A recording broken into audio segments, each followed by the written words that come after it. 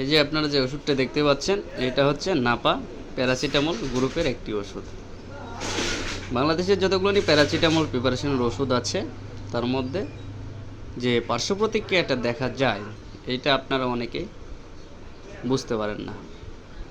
তো এই প্যারাসিটামল প্রিপারেশনের ওষুধের পার্শ্ব প্রতিক্রিয়া সম্পর্কে আজকে আমি কিছু আলোচনা করব এই ভিডিওতে।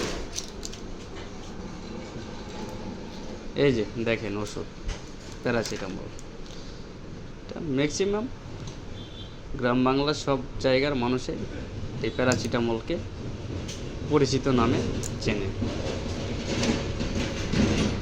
তাহলে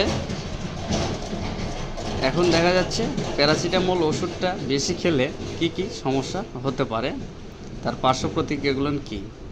অবশ্যই ভিডিওটি আপনারা না টেনে সম্পূর্ণ ভিডিওটি দেখবেন এবং লাইক, কমেন্ট, শেয়ার, সাবস্ক্রাইব করে আমার সঙ্গে থাকবেন। যাক, আর কথা বেশি না বাড়িয়ে এবার প্যারাসিটামল প্রিপারেশনের ওষুধগুলোর পার্শ্ব প্রতিক্রিয়ার কথা আলোচনা করছি।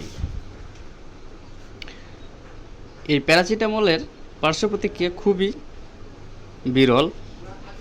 অতিরিক্ত মাত্রায় যকৃতে বিষক্রিয়া ঘটাতে পারে এবং যকৃতে বিষক্রিয়ার প্রাথমিক লক্ষণগুলি হচ্ছে বমি বমি ভাব হবে,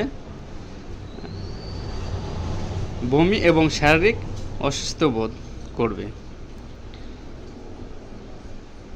সাবজেক্টরির ক্ষেত্রে দেখা যায় অতিরিক্ত মাত্রায় সাবজেক্টরি ব্যবহার করলে বায়ুপথে চুলকানির সৃষ্টি হতে পারে। তাই আপনারা যে কোনো ওষুধই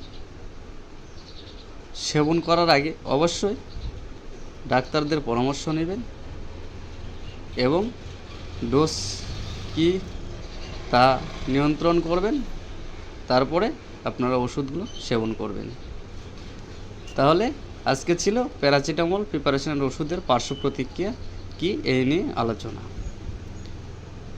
আরও অন্যান্য ওষুধ সম্পর্কে আমি ওষুধের পার্শ্ব প্রতিক্রিয়া সম্পর্কে আলোচনা করব অন্যান্য ভিডিওতে।